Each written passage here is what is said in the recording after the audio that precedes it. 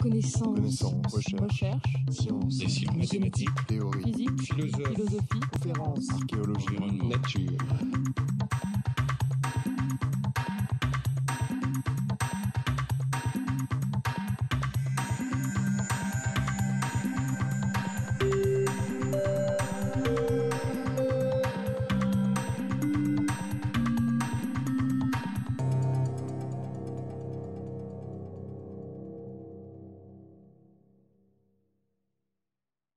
Merci, bonjour. Tout d'abord, je voudrais remercier le professeur Léridon pour me donner l'occasion de parler à ce colloque qui, jusqu'à présent, s'avère absolument passionnant. Et je trouve ça formidable d'avoir des occasions de rencontrer comme ça, de croiser les défis humains et les défis de la connaissance des systèmes naturels. Donc, je voudrais vous parler des problèmes de changement climatique, des changements climatiques déjà en cours et puis futurs, notamment de parler des incertitudes sur les projections de changement climatique. Et j'aimerais un petit peu donner une vue d'ensemble, un petit peu du rôle, de l'impact du rôle des activités humaines dans les changements climatiques observés ou à venir. Alors je vais essayer dans une trentaine de minutes de répondre à différentes questions. Tout d'abord, je parlerai de l'empreinte des activités humaines dans l'atmosphère. Je me limiterai à certains types d'impact des activités humaines sur le climat. Donc, je parlerai d'abord des changements de composition de l'atmosphère liés aux activités humaines. Puis, je parlerai du rôle de ces activités humaines dans les changements passés observés du climat. Et puis, dans l'évolution future du climat. Et ensuite, j'analyserai un petit peu les différentes sources d'incertitudes associées aux projections de changement climatique et ce qui permettra de discuter ou de réfléchir aux implications que ça peut avoir sur les relations entre comportement humain et climat. Alors, tout d'abord, l'empreinte des activités humaines sur la composition de l'atmosphère. Comme vous le savez tous, un fait marquant est l'augmentation de la teneur en gaz carbonique ou CO2 dans l'atmosphère depuis une cinquantaine d'années. Enfin, c'est ce qu'on mesure par exemple très clairement dans un observatoire qui se trouve à Mauna Loa, à Hawaï, qui enregistre dans les variations saisonnières du CO2 qui sont liées au cycle de la végétation entre l'hémisphère nord et sud. Et à ce cycle annuel se superpose une tendance très forte, long terme, vers un accroissement de la teneur en gaz carbonique. Donc ça, c'est l'évolution sur les 50 dernières années. Si on regarde un petit peu plus loin dans le passé, on peut reconstituer la teneur en gaz carbonique et en d'autres gaz à effet de serre qui sont le méthane ou l'acide nitreux en fonction du temps sur les 2000 dernières années, sur la base de différentes traceurs, différentes reconstructions. Et à ce moment-là, on voit que la teneur de ces gaz à effet de serre dans l'atmosphère a été relativement constante, avec quelques variations, mais relativement constante, jusqu'au début de l'ère industrielle, pour augmenter extrêmement rapidement à partir du début de l'ère industrielle. Vous voyez, la vitesse de variation de ces gaz a été énorme depuis 150 ans. Si on regarde encore un peu plus loin dans le passé, pour situer un petit peu ces changements dans un contexte plus large, on peut remonter sur les 10 000 dernières années. Et là, pareil, vous voyez que les teneurs en CO2, en méthane, en acide nitreux ont relativement peu varié dans le passé comparé à ce qu'on observe aujourd'hui. On a un taux de variation de ces gaz qui est absolument sans précédent. On atteint des valeurs extrêmement fortes, mais un taux de variation extrêmement rapide, extrêmement grand et sans précédent dans le passé. Si on regarde encore plus loin dans le passé, donc aux époques paléoclimatiques, donc ce qu'on peut faire par exemple en analysant la composition de l'air contenue dans les bulles d'air enfermées dans les glaces de l'Antarctique par exemple, on peut reconstituer la teneur en CO2 de l'atmosphère sur plusieurs cycles glaciaires, interglaciaires, donc ici par exemple sur 600 000 ans. Vous voyez que la teneur en CO2 varie à l'échelle des époques glaciaires, interglaciaires, avec une variation d'environ 80 ppm entre les périodes les plus chaudes et les périodes les périodes les plus chaudes qui sont aussi les périodes où le CO2 est le plus élevé et les périodes les plus basses. Si vous comparez à la valeur du CO2 aujourd'hui, vous voyez que nous sommes très très au-dessus de toutes les valeurs rencontrées au cours des 500 000 dernières années au moins, avec un taux de variation, encore une fois, qui est absolument sans précédent, puisque en 150 ans ou environ ou moins, on a augmenté le gaz carbonique autant qu'entre une période glaciaire et interglaciaire qui s'étale sur une échelle de temps d'environ 100 000 ans. Donc on vit vraiment une expérience géophysique sans précédent en termes de changement de composition de l'atmosphère. Alors ces changements de concentration en gaz à effet de serre sont principalement liés au changement d'émissions de gaz à effet de serre d'origine anthropique. Donc vous avez les émissions de gaz à effet de serre d'origine anthropique pour différentes années ici. Donc c'est essentiellement les changements d'émissions du gaz carbonique qui sont responsables de cette augmentation, qui résulte principalement de l'utilisation de combustibles fossiles, mais aussi de l'intensification de l'agriculture, qui produit notamment du méthane, et le déboisement de grandes forêts tropicales. Donc, on voit que la composition de l'atmosphère a changé. En quoi est-ce que ceci peut modifier le climat ? Alors, il faut savoir que la température moyenne à la surface de la Terre, qui est de l'ordre de 15 degrés actuellement, donc si on moyenne toutes les températures sur une période de temps assez longue, n'est pas le fruit du hasard. C'est une température d'équilibre qui résulte d'un équilibre énergétique entre la quantité d'énergie reçue par le système Terre, donc reçue essentiellement par le Soleil, c'est l'énergie solaire qui est la source d'énergie du système, et la Terre réémet vers l'espace de l'énergie sous forme infrarouge. Et donc, à l'équilibre énergétique, comme tout corps est à l'équilibre énergétique, la quantité d'énergie reçue est égale à la quantité d'énergie réémise par le système, et la température d'équilibre de la Terre est la température qui permet d'équilibrer ce bilan, si vous voulez. Donc si jamais on affecte les flux d'énergie entrant ou sortant de la Terre, on va avoir un déséquilibre. Par exemple, si jamais on reçoit moins d'énergie solaire pour une raison quelconque, parce que le Soleil émet moins, parce que les paramètres orbitaux changent, à ce moment-là, la Terre va recevoir moins d'énergie qu'elle va en émettre, donc sa température va baisser, et comme la quantité d'énergie émise par le système dépend directement de la température, on diminuera la quantité d'énergie réémise, on va atteindre un nouvel état d'équilibre. Donc, si on affecte les flux d'énergie entrant ou sortant, c'est-à-dire les flux d'énergie solaire arrivant ou d'énergie infrarouge réémis vers l'espace, on modifie. Les lois de la physique nous disent qu'on est susceptible de modifier la température moyenne de la Terre. Alors, donc c'est ce que je rappelle ici. Donc la température de la Terre, on sait ça depuis le 19e siècle, elle résulte d'un équilibre d'énergie, d'un bilan d'énergie. Donc quand on modifie le flux entrant solaire ou sortant infrarouge, on dit qu'on applique un forçage radiatif au système climatique, donc qui peut être positif ou négatif selon qu'on augmente ou que l'on diminue le bilan net d'énergie transitoirement.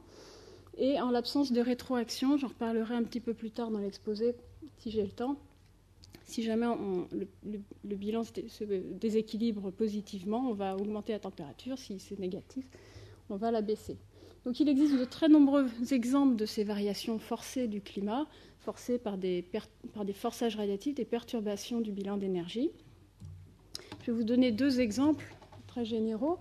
Par exemple, aux très longues échelles de temps, les paramètres orbitaux de la Terre varient, ce qui induit un changement de l'insolation et de sa répartition entre les hémisphères, et qui est responsable, qui induit au premier chef les variations de l'alternance des époques glaciaires, interglaciaires à l'échelle de centaines de milliers d'années, qui sont liées à un changement de la quantité d'énergie solaire reçue par le système climatique. Donc ça, c'est aux très longues échelles de temps. Maintenant, si on peut voir la trace de ces variations forcées du climat à des échelles de temps beaucoup plus courtes, par exemple en considérant l'effet d'une éruption volcanique.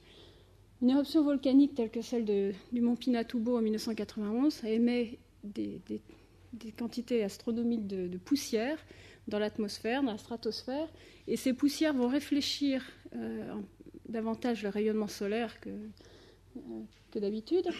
Et on peut, par mesure satellitaire, mesurer la perturbation du bilan radiatif au sommet de l'atmosphère qui résulte de ces éruptions volcaniques. Donc, par exemple, quand il y a plus d'aérosols dans l'atmosphère, on a un refroidissement, un déséquilibre du bilan radiatif négatif, comme vous voyez ici, qui se traduit par un refroidissement global de la Terre que l'on peut mesurer également par différentes observations.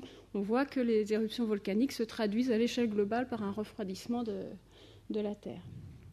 Donc c'est ce qu'on attend sur la base de notre compréhension physique du système.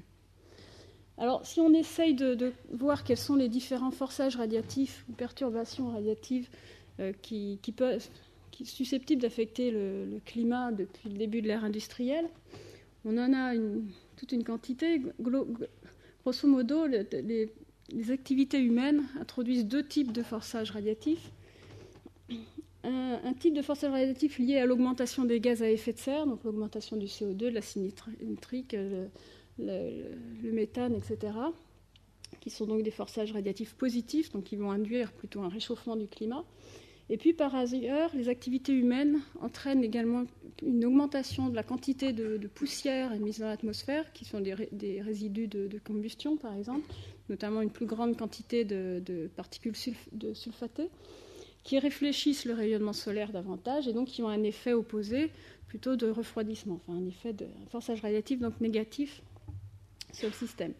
Une grande différence entre ces deux types de forçage radiatifs, c'est que les gaz à effet de serre s'accumulent dans l'atmosphère, ils ont des durées de vie extrêmement longues, alors que les aérosols, les poussières, ont des durées de vie beaucoup plus courtes, puisque la pluie notamment est le principal mécanisme qui lessive l'atmosphère en aérosol. Donc on a un effet de mémoire beaucoup moins grand et un effet d'accumulation beaucoup moins grand que pour les gaz à effet de serre. On a d'autres forçages radiatifs qui sont d'origine naturelle, par exemple des changements légers de l'irradiance solaire au cours du temps. Il y a encore des incertitudes sur l'ampleur de ce forçage radiatif. Cela dit, il y a des spécialistes qui ont essayé de l'estimer. Et on estime que les variations d'irradiance solaire ont entraîné un forçage radiatif légèrement positif depuis 1750. Cela dit, si vous comparez l'amplitude de ce forçage radiatif par rapport au forçage radiatif net de l'ensemble des activités humaines, donc la somme de tout ça, vous voyez que c'est un facteur vraiment très très faible comparé à l'impact des activités humaines. Donc ça, c'est pour les forçages radiatifs depuis 1750, donc avec ces deux grandes sources de forçages radiatifs liées aux activités humaines. Si on pense à ce qui va se passer dans le futur, les projections les plus probables, c'est que l'augmentation des gaz à effet de serre va s'accroître dans le futur. En revanche, la quantité d'aérosols dans l'atmosphère va sans doute avoir plutôt tendance à diminuer, parce que pour des raisons sanitaires, les aérosols sont néfastes pour la santé, sont néfastes pour l'environnement, par exemple les problèmes de puits acides, etc. Donc il y a déjà énormément de mesures qui ont été prises, notamment dans les pays développés, pour réduire les émissions de sulfate, par exemple, et d'aérosols. Et on observe déjà dans beaucoup de pays développés une diminution des émissions d'aérosols. Donc cet effet de refroidissement qui a contribué déjà à limiter le réchauffement certainement jusqu'à présent, dans le futur sera beaucoup plus négligeable au regard de l'effet de l'augmentation des gaz à effet de serre. Le déséquilibre entre les effets réchauffants et refroidissants, si vous voulez, des activités humaines dans le futur va changer fortement au XXIe siècle.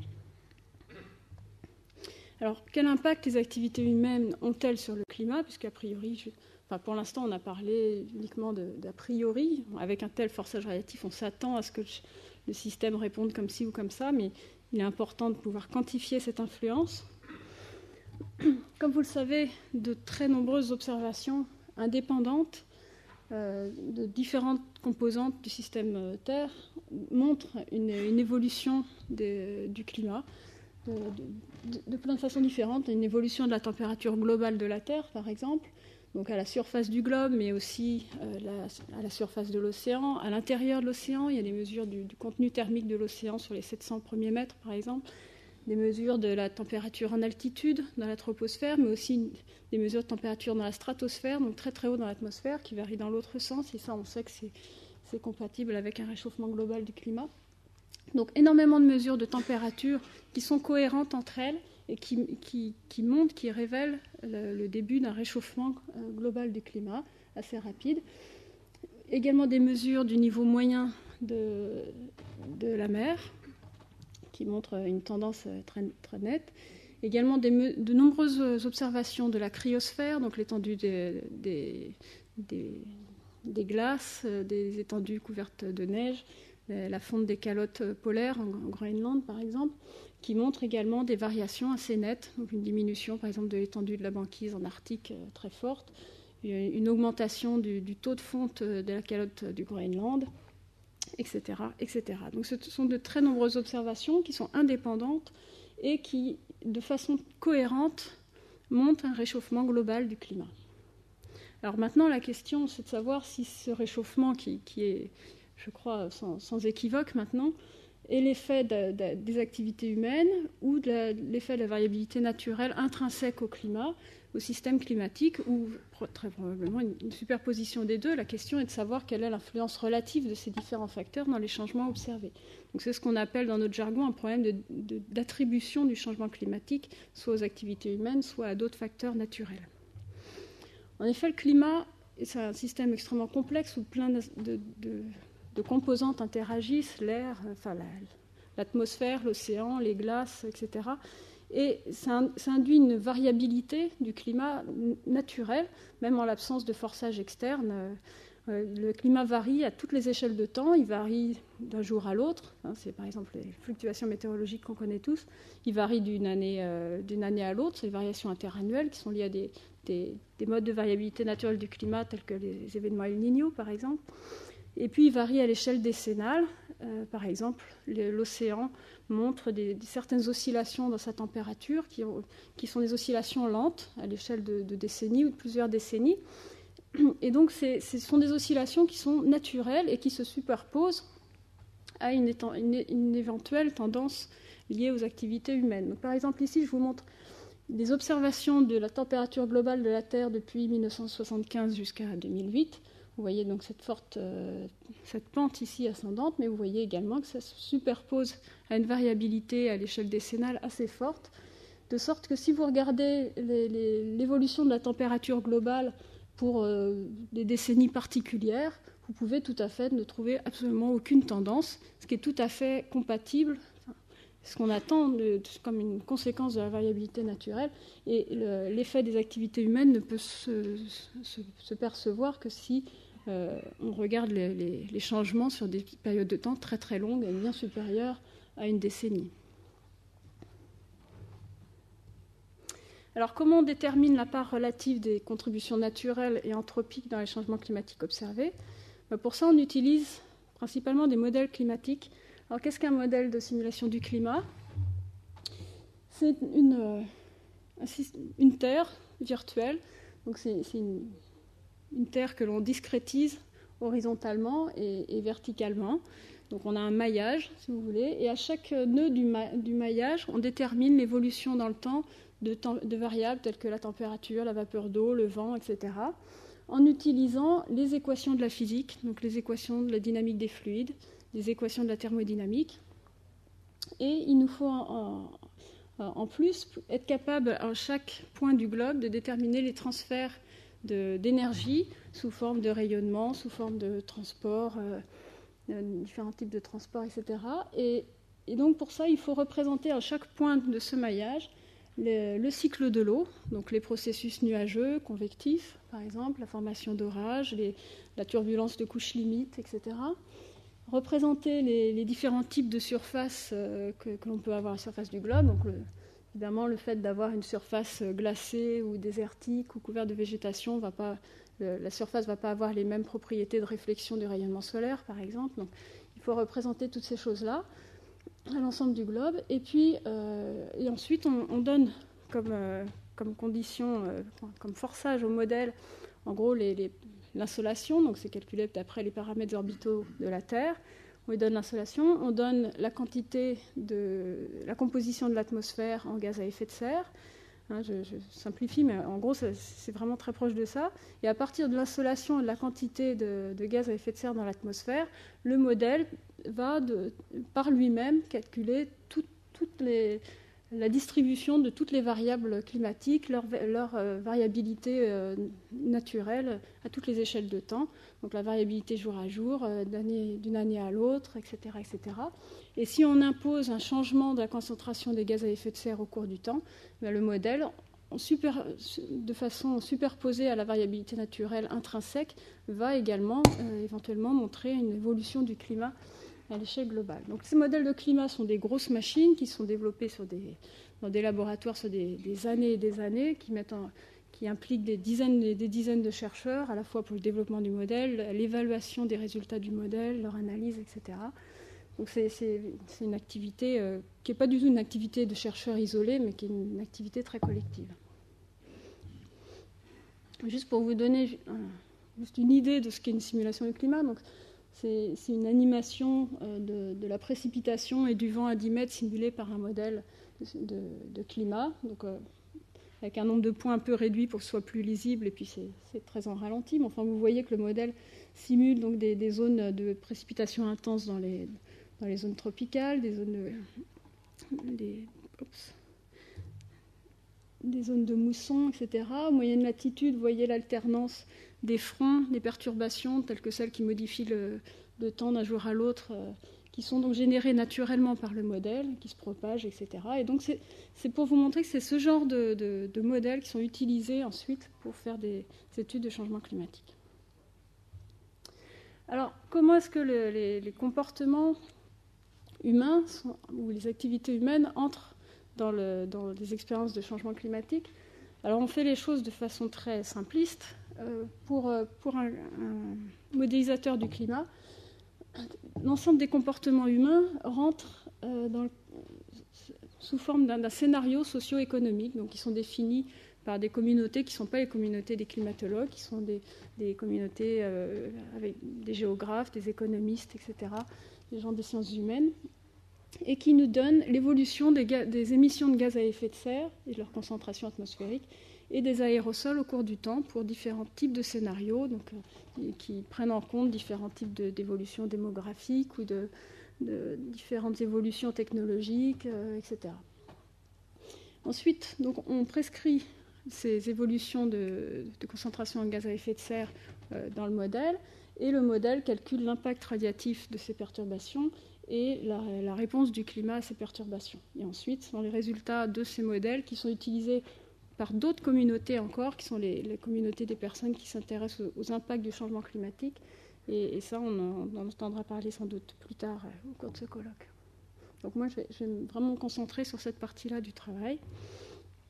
Alors, pour vous donner une illustration de ce que les modèles climatiques donnent actuellement, donc ça, c'est des résultats du GIEC, du 4e rapport du GIEC qui a été publié en 2007, qui vous montre l'évolution observée en noir de la température globale depuis 1900 jusqu'à aujourd'hui. Donc vous voyez cette forte variabilité naturelle superposée à une tendance. Vous voyez aussi la trace des éruptions volcaniques, des grandes éruptions ici. Et en jaune, vous avez les résultats de plein de simulations, de plein de modèles, parce que dans le monde, il existe une bonne vingtaine de modèles climatiques. Donc là, 58 simulations dérivées de 14 modèles de simulation du climat. Et la courbe en rouge représente la moyenne de l'ensemble des résultats de modèles. Donc vous voyez qu'en moyenne, les modèles sont capables de reproduire plus ou moins l'évolution observée du climat depuis 1900, y compris l'impact des variations volcaniques. Vous voyez aussi que la variabilité naturelle, donc, qui se superpose à cette tendance, qui est simulée par les modèles, est à peu près du même ordre de grandeur que celle qui est observée. Donc les modèles ne simulent pas 10 fois trop de variabilité ou 10 fois trop peu. Voilà, bon, ça reste évidemment... Enfin, je n'ai pas le temps de rentrer là-dedans. Évidemment, les modèles ont plein d'autres défauts et d'incertitudes. Ce que je veux juste dire ici, c'est que en prescrivant l'évolution observée des gaz à effet de serre et des aérosols depuis le début du siècle jusqu'à aujourd'hui, les modèles sont capables de reproduire cette tendance du réchauffement global qui est observée. Alors maintenant, on peut se demander quelle est la part des activités humaines dans ce réchauffement, et pour ça, on peut faire exactement le même type de simulation, sauf qu'on applique uniquement les forçages radiatifs d'origine naturelle, donc les changements d'irradiance solaire, les éruptions volcaniques, et on ne change pas la concentration des gaz à effet de serre d'origine anthropique, par exemple. Et à ce moment-là, les modèles prédisent ces courbes bleues ici, et vous voyez que sur les 50 dernières années, aucun modèle forcé uniquement par les forçages naturels n'est capable de reproduire le réchauffement récent qui est observé. Donc ni la variabilité naturelle simulée par les modèles, ni les forçages naturels externes sont capables d'expliquer ce réchauffement à l'heure actuelle. Alors là, j'ai parlé d'évolution globale de la température. On peut regarder ce qui se passe à l'échelle de continents. Par exemple, en Amérique du Nord, en Europe, etc. Et les courbes rouges vous montrent les résultats de simulation de modèles donc forcés avec les forçages naturels et anthropiques, et les courbes bleues, ce que simulent les modèles avec uniquement les forçages naturels. Et vous voyez que même à l'échelle de continents, de tous les continents, on voit une démarcation, si vous voulez, entre les courbes roses et bleues sur les 50 dernières années, qui traduit le fait que les activités humaines ont un impact significatif sur l'évolution du climat par rapport à ce qu'on aurait eu si jamais il n'y avait pas eu de ces activités humaines. Alors, cette détection de l'empreinte des activités humaines sur le climat, donc on l'a fait à l'échelle globale en regardant la température, on l'a fait à l'échelle maintenant régionale, enfin continentale et de plus en plus peut-être régionale, mais enfin pour l'instant c'est essentiellement à l'échelle continentale. On l'a fait également sur d'autres variables, par exemple sur les extrêmes de température, les extrêmes de précipitation. Enfin, ça ne se limite pas juste à la température globale de la Terre. Donc, toutes ces études nous donnent déjà une évidence assez forte que les activités humaines ont déjà commencé à modifier le climat. Maintenant, la grande question, c'est de savoir ce qui va se passer dans le futur. Donc pour ça, il faut s'interroger sur les scénarios d'évolution des gaz à effet de serre et des aérosols dans le futur. Donc pour le 4e rapport du GIEC, différents types de scénarios socio-économiques ont été considérés, donc plus ou moins optimistes, faisant différentes hypothèses sur l'évolution des sociétés dans le futur, des développements technologiques, etc. Donc je vous montre par exemple des exemples pour 3 scénarios différents des émissions de gaz carbonique. Donc selon un scénario, des émissions qui continuent de croître jusqu'à la fin du siècle ou qui piquent à peu près au niveau de la moitié du XXIe siècle, puis qui diminuent fortement par des mesures de mitigation. De la même façon pour l'acide nitreux, le méthane et les quantités de sulfate, comme vous voyez, sont à peu près toujours... on prévoit toujours qu'elles vont décroître comme je vous l'expliquais précédemment. Alors, ces changements d'émissions se traduisent par des changements de concentration du gaz carbonique dans l'atmosphère. Donc, vous voyez, selon les scénarios considérés, cette augmentation du CO2 dans l'atmosphère sera extrêmement forte, moyennement forte, ou tendra à se stabiliser à la fin du siècle. Alors, quelle est la réponse du climat à ces différents scénarios ?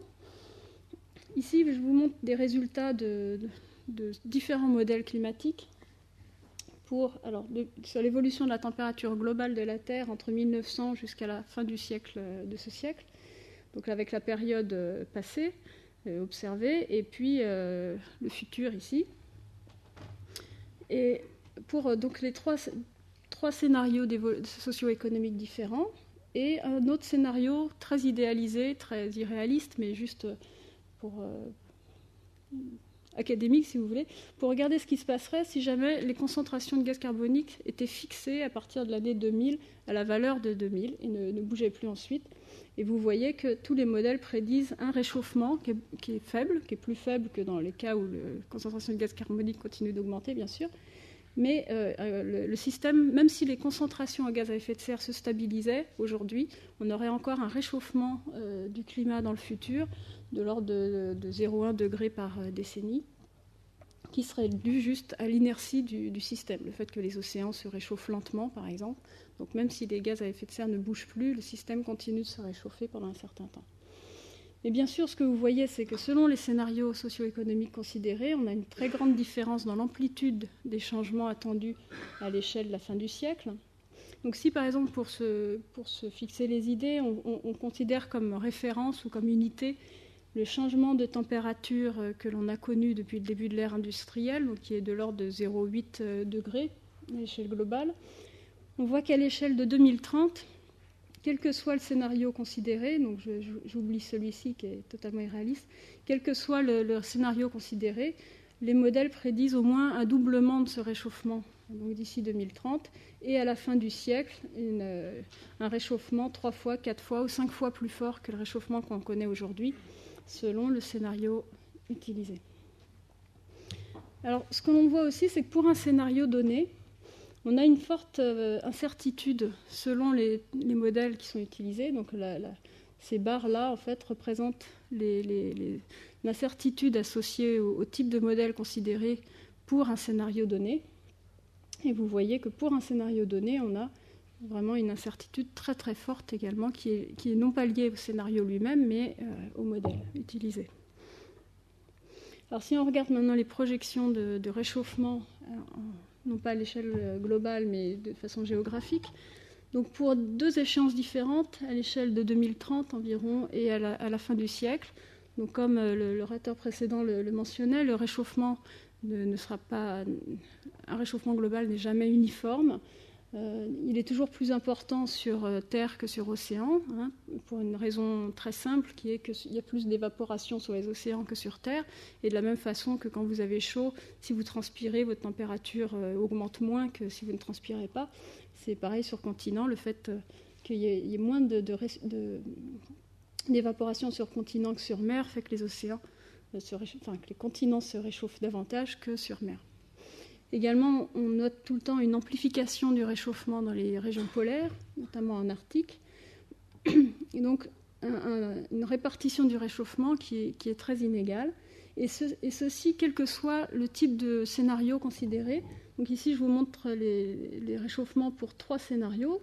Un scénario très pessimiste, donc associé à une très forte augmentation des gaz à effet de serre dans le futur, un scénario plutôt optimiste. Vous voyez qu'à l'échéance de 2030, on voit assez peu de différence dans les changements de température selon les scénarios. En revanche, à la fin du siècle, c'est là vraiment que les différences entre scénarios se font le plus sentir. Alors plus concrètement, pour réaliser ce que veut dire un changement de température de quelques degrés, je vous montre ici l'évolution de la température moyenne en été en France depuis 1860 jusqu'à la fin du siècle. Donc les petites étoiles noires ici représentent les observations. Donc vous voyez qu'il y a une forte variabilité de la température estivale en France, avec des années plutôt chaudes, des étés plutôt chauds, des étés plutôt froids. Vous voyez l'été 2003 ici, qui était un été extrêmement anormal par rapport à la variabilité naturelle. Et puis en couleur, je vous montre des résultats de simulation, donc du modèle français de l'IPSL, pour 2 simulations. Donc une simulation de contrôle, la simulation en vert, où on ne représente pas l'effet de l'augmentation anthropique des gaz à effet de serre. Donc vous voyez que le modèle simule, comme dans les observations, une très forte variabilité de la température estivale, avec des étés chauds, des étés froids, etc., avec à peu près la même amplitude que dans les observations pour cette variabilité. En revanche, si on regarde la simulation où les gaz à effet de serre augmentent dans le futur, donc un scénario dit A2, donc assez pessimiste, vous voyez donc il y aura toujours une variabilité interannuelle, donc d'une année à l'autre assez forte.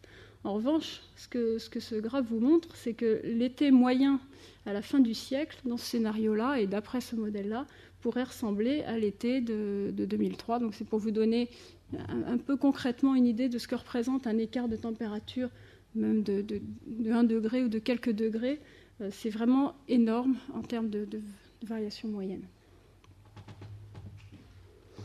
Alors, j'ai parlé beaucoup de la température, c'est ce qui est plus simple à comprendre, je pense, mais évidemment, là où les changements de température les changements climatiques seront les plus sensibles, c'est par rapport à leurs conséquences sur les changements de précipitation, puisque ça a des effets directs sur les ressources en eau, etc.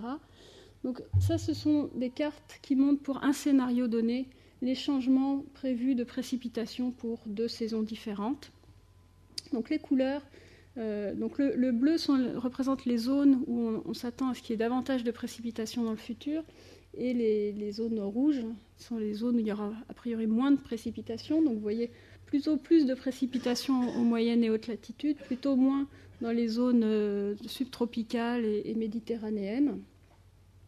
Et puis sur cette figure, les petits points ici représentent les endroits, les régions pour lesquelles les différents modèles sont plutôt en accord les uns avec les autres, donc les résultats plutôt robustes si vous voulez, et les régions sans petits points ou alors les régions blanches sont les régions où les modèles ne sont pas d'accord entre eux, donc il y a une énorme incertitude sur les changements de précipitation à venir qui sont liés aux modèles eux-mêmes.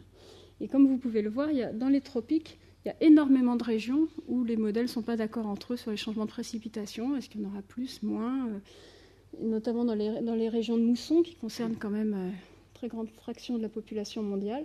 Donc, à l'échelle globale, les modèles donnent des résultats qui sont relativement robustes, même si on a vu qu'il y avait des différences sur l'amplitude du réchauffement selon les modèles. Dès qu'on regarde les projections de changement climatique à l'échelle régionale, il y a déjà beaucoup plus d'incertitudes. Et si on regarde particulièrement les changements de précipitation, qui sont extrêmement importants, c'est là où les incertitudes liées aux modèles climatiques eux-mêmes sont les plus grandes. Et c'est vraiment important de garder ça en tête. Alors, puisqu'on parle d'incertitude, on peut essayer de voir un peu quelle est la part relative des différentes sources d'incertitude dans ces projections. Donc, on a 3 grandes sources d'incertitude pour les projections de changement climatique. Une incertitude qui est liée au scénario socio-économique, donc à la vitesse d'augmentation des gaz à effet de serre dans le futur, par exemple. Une incertitude qui est liée au fait que les modèles climatiques ne sont pas parfaits, loin de là. La représentation de processus tels que les processus nuageux, par exemple, dans les modèles, c'est extrêmement délicat, extrêmement compliqué et ça introduit beaucoup de biais dans les simulations. On a également une incertitude qui est liée à la variabilité interne du système climatique. Donc, comme je vous l'expliquais précédemment, le climat varie à toutes les échelles de temps, notamment à l'échelle décennale. Et si on regarde les changements climatiques pour les prochaines décennies, on a une tendance liée à l'augmentation, liée aux activités anthropiques, qui est vraiment quasiment confondue avec, qui est à peu près du même ordre de grandeur que l'effet de la variabilité naturelle du climat, qui est beaucoup plus difficile à prévoir de façon déterministique, et d'autant plus que l'on regarde les projections à des échelles de temps courtes. Donc, sur ce graphe ici, je vous montre un essai de synthèse en fait, de la part relative de ces différentes incertitudes en fonction de l'échelle de temps considérée. Donc c'est exprimé en pourcentage d'incertitude totale. Donc, si jamais on s'intéresse aux projections de changement climatique à l'échelle des 3 prochaines décennies, donc c'est la décennie qui est particulièrement importante pour nous, pour les problèmes d'adaptation au changement climatique à court terme, vous voyez que la plus grosse part de l'incertitude provient des modèles climatiques eux-mêmes, et une part significative provient également de l'incertitude sur la variabilité naturelle du climat.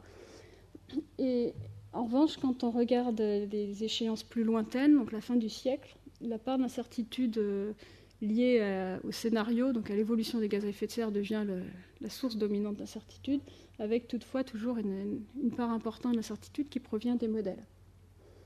Alors, je parlerai tout à l'heure de ça. Donc, juste pour illustrer un petit peu l'origine de l'incertitude liée au modèle à la fin du siècle, puisque celle-ci, on voit bien l'incertitude liée au scénario socio-économique d'où elle peut venir.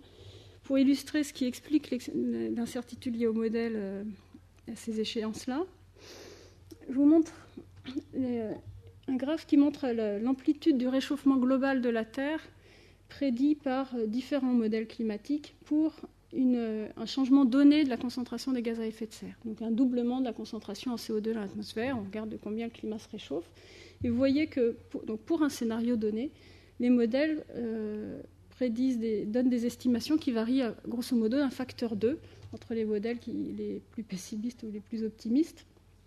Ici, ce sont les 2 modèles français. Voilà, une prévision des 2 modèles français. Et donc, on a une très grande incertitude sur ce qu'on appelle la sensibilité climatique, c'est-à-dire la réponse du climat à une perturbation donnée. Donc là, on ne parle même pas d'incertitude sur le scénario lui-même, mais juste d'incertitude sur la réponse du système physique, système climatique à une perturbation donnée. Vous voyez qu'elle est très importante. Et alors, on peut essayer d'analyser d'où vient cette incertitude en décomposant donc par exemple le réchauffement global moyen prédit par les modèles, on peut essayer de le décomposer en différentes contributions, ce qui est représenté par ces couleurs ici. Donc en moyenne, les modèles prédisent un réchauffement de l'ordre de 2 degrés vers la fin du siècle, un petit peu avant la fin du siècle, avec des différences selon les modèles. Enfin, on peut essayer de voir ce qui explique ce réchauffement de 2 degrés dans les modèles. Il y a environ 1 degré qui est une réponse directe à l'augmentation du gaz carbonique. Donc si jamais le CO2 perturbe le bilan radiatif, ça tend à augmenter la température. S'il n'y avait aucune rétroaction à l'intérieur du système climatique, la réponse à un doublement de gaz carbonique serait un réchauffement d'environ 1 degré. Et là, tous les modèles sont d'accord là-dessus. C'est la physique de base. Voilà. Simplement, le système climatique est très complexe, avec beaucoup d'interactions entre ses composantes, etc. Et lorsque le climat commence à se réchauffer légèrement, cela induit tout un tas de modifications dans l'atmosphère, notamment, qui vont amplifier ou, au contraire, atténuer l'effet du gaz carbonique premier. Et notamment, lorsque le climat commence à se réchauffer, la quantité de vapeur d'eau dans l'atmosphère augmente. Or, la vapeur d'eau est un gaz à effet de serre, est le principal gaz à effet de serre de l'atmosphère. Et donc, le réchauffement induit une augmentation de la vapeur d'eau, donc une augmentation encore de l'effet de serre. Et ce qui amplifie le réchauffement assez considérablement, c'est cette contribution bleue ici. D'autre part, quand le climat se réchauffe, on tend aussi à fondre davantage les régions, la neige et la glace. Donc, la Terre devient moins réfléchissante pour les rayons du Soleil, et donc on absorbe encore plus des rayonnements du Soleil. Et donc, ça a également un effet de réchauffement, un effet amplificateur du réchauffement. C'est la contribution jaune qui est ici. Bon, d'autre part, l'océan absorbe une partie de la chaleur. Bon, ça, je ne vais pas rentrer dans les détails, mais il y a plutôt un effet d'inertie qui tend à atténuer le réchauffement, au moins transitoirement. Et une autre contribution importante au réchauffement est l'effet de la réponse des nuages. Donc les nuages ont un effet très compliqué dans le climat, parce que d'une part, ils contribuent à l'effet de serre, parce qu'ils absorbent le rayonnement infrarouge. D'autre part, ils réfléchissent les rayons du Soleil, donc ils refroidissent la Terre. Donc ils ont vraiment 2 effets antagonistes sur le climat.